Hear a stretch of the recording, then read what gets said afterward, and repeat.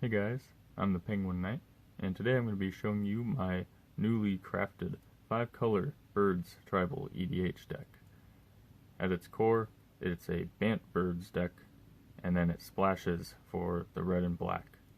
I spent a while brewing, looking for red and black things, and there are a decent handful of black birds, and there are some like Baleful Strix, where when you've run a Bant list, you wish you could have run it, because Baleful Strix is just a pretty good quality bird.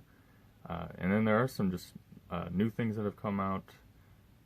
And then in red, there are some synergies really worth playing that push this deck just a little further quality-wise.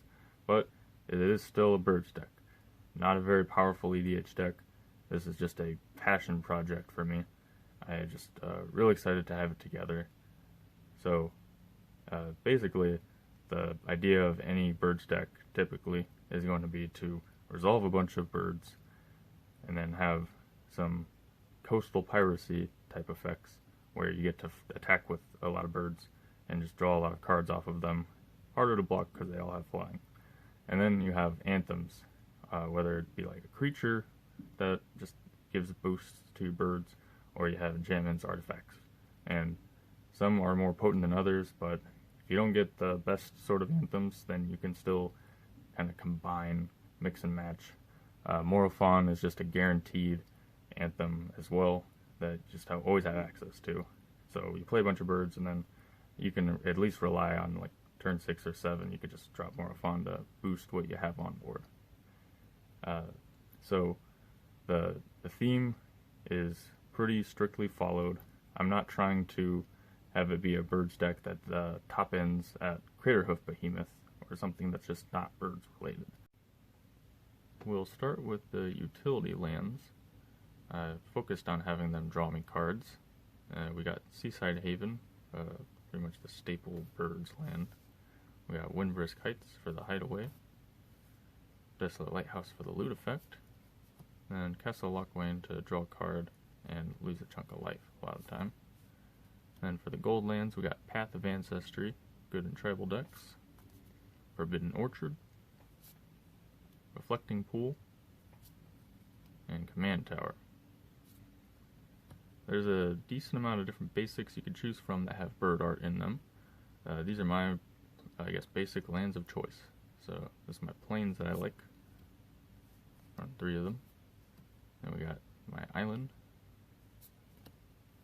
3 of those. And then a couple forests. And the rest of the lands are going to be 10 fetches and 9 shocks. I omit the Blood Crypt because I think that's the right thing to do, since I'm only splashing for the red and black. And then I've got a couple of the Battle Bond lands. So I'm basically just sparing no resources for the bird deck, since it's my main deck. But I'm sure that if you want to run it, and you want to run on a budget, you basically do whatever you want to do. And I'm sure you could have fun.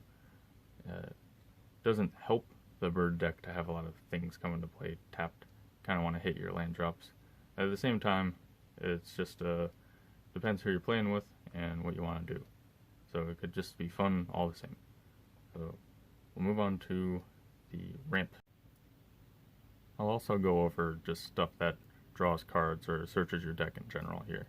So we've got Nature's Lore, Horrorseek, Rampant Growth, and Cultivate. So yeah, those don't include birds in the art. All of them include trees, which is kind of a stretch, but yeah, I mean the birds can make a nest in the trees if you're looking to call it like strictly on theme. I guess everybody's got their own tolerances for what they want to have the bird tribal deck be. So yeah, for draw spell, we got Airborne Aid.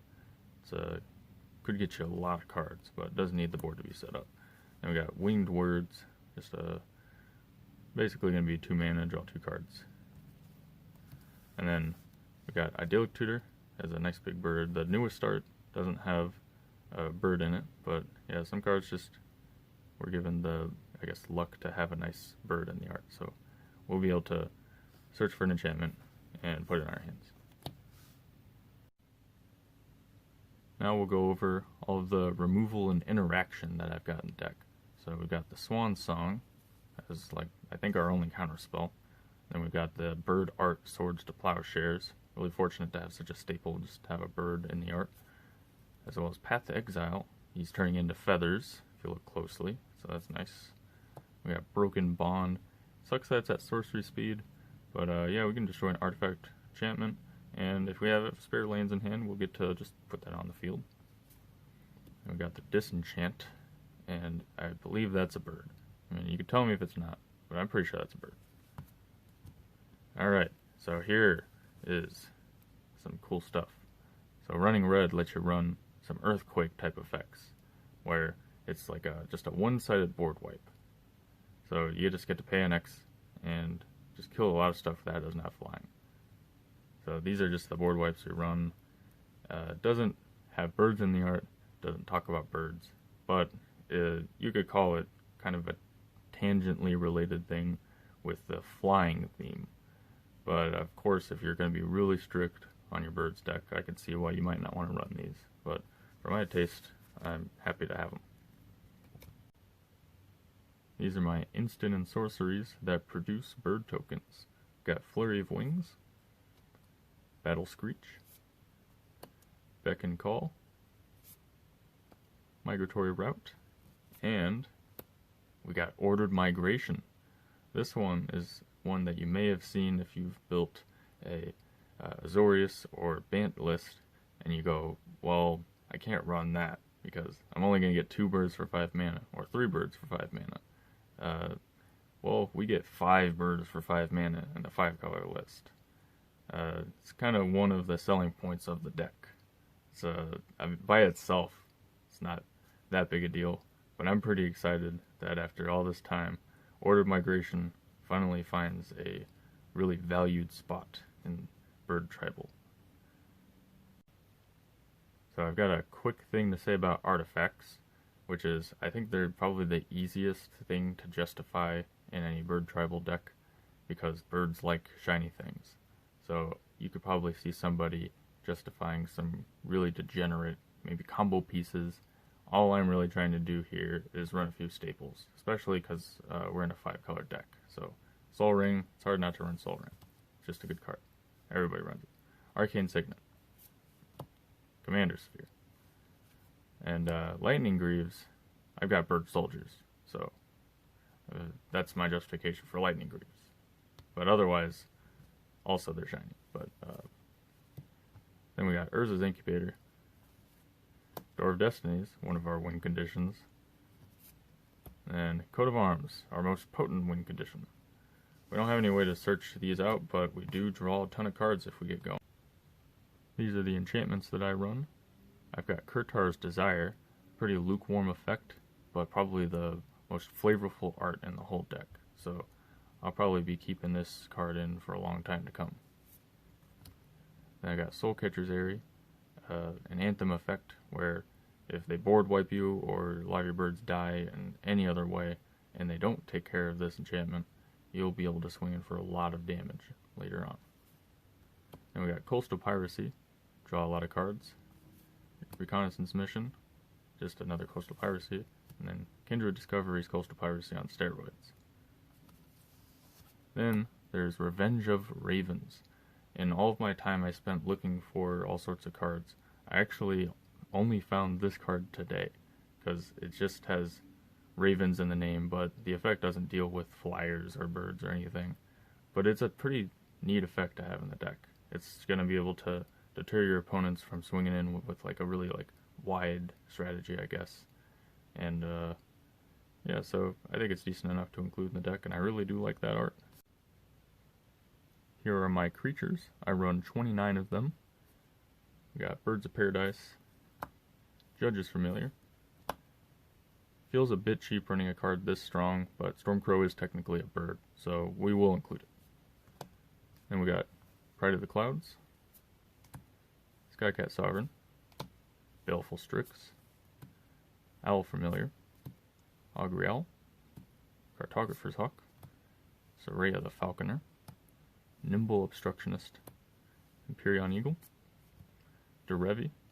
I don't run anything broken with Derevi, as you've seen so far. we'll just be able to untap things, get regular value instead of broken value.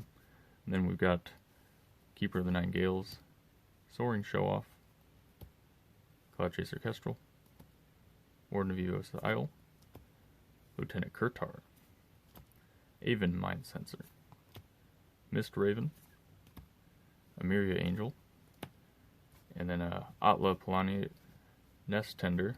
In this case, the eggs are going to be bird eggs, so pretty flavorful, nice addition to the deck.